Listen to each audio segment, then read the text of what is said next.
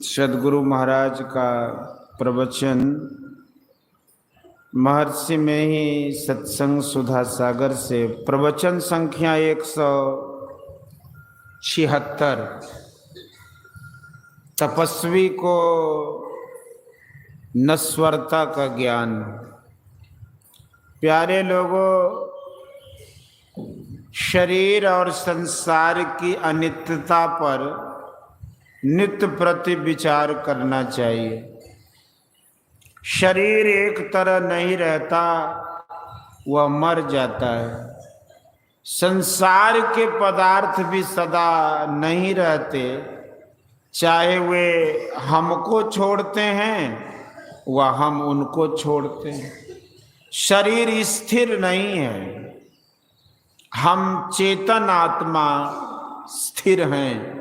नाशवान पदार्थ परिवर्तनशील है। नाशवान और परिवर्तनशील पदार्थ के अंदर रहते हुए इसमें अपने को पाकर जो सांसारिक ज्ञान और दुख होता है वह भोग रहे हैं। शरीर को जानते पहचानते हैं, परंतु अपने को जानते पहचानते नहीं। यदि पहचान लें तो उस ओर हम फिर जाएंगे। शरीर को नाशवान और अपने को अनाश समझकर अपने स्वरूप को जानिए।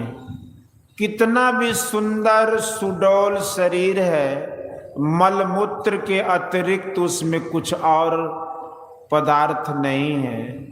योग वासिष्ठ की कथा है, एक राजकुमारी की सुंदरता पर एक तपस्वी मोहित हुआ। उसको शिक्षा देने के लिए राजकुमारी ने विरेचक औषधि ले ली, जिससे उसे बहुत दस्त हुए। उसने अपने मल को घड़ों में बंद कर रख लिया। उसके शरीर की हालत बिगड़ गई। तब राजकुमारी ने कहा कि तुम जिस सुंदरता पर मोहित हुए थे वह सुंदरता इसी घड़ों में मलमूत्र के रूप में है। तब तपस्वी के नश्वरता का ज्ञान हुआ। इसलिए कितना भी सुंदर शरीर हो वह नाशवान है। अपने तई के कल्याण के लिए सोचो। कल्याण चाहते हो तो ईश्वर का नाम भजन करो। नाम भजन के लिए गुरु नानक देव ने कहा कि 61 मही जीव है बैसंतरु, मति संजम काढ़ कढ़ी जय, राम नाम है ज्योति सबाई, तत् गुरुमति काढ़ लई जय। जैसे काठ में अग्नि छिपी है, घिसने से उससे निकलती है, उसी तरह राम नाम अपने अंदर है। साधन की युक्ति से उसको पाओगे या किसी के कान में कहने की नहीं है। इसके लिए साधन करना होगा। कितना साधन करना होगा? तो गुरु नानक देव ने कहा कि भरी सागर भक्ति करी जय, अर्थात बहुत भक्ति करो। सतगुरु अगम और ठाकुर परमात्मा भी अगम है। शरीर में 9 दरवाजों के अतिरिक्त 10वां द्वार है, वहां अमृत रस है।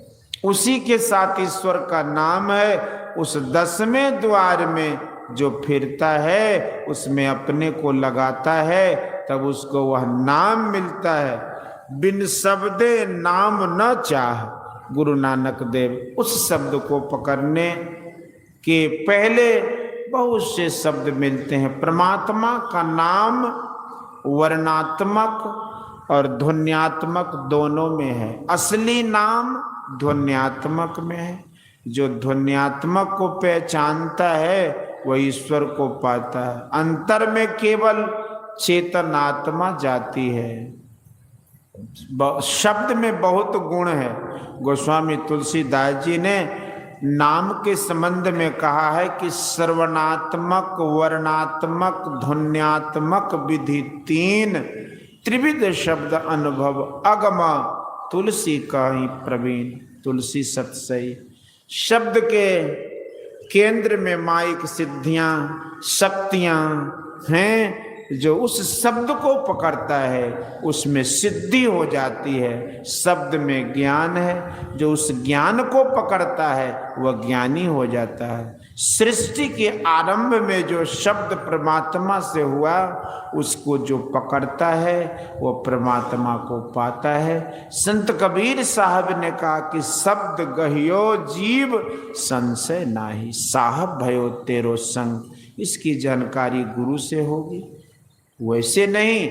गुरु की कृपा से जीव उत्तम दशा को प्राप्त करता है। संत सुंदरदास जी ने कहा है, गुरु के प्रसाद बुद्धि उत्तम दशा को गहे, गुरु के प्रसाद भव दुख बिसराइए, गुरु के प्रसाद प्रेम प्रीत हु अधिक बाढ़े, गुरु के प्रसाद राम नाम गुण गाइए।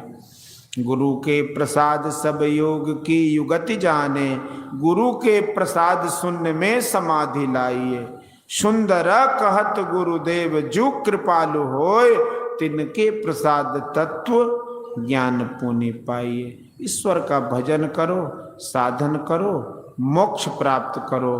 केवल शरीर और संसार में लिपटकर सांसारिक दुख न उठाओ। श्री सद्गुरु।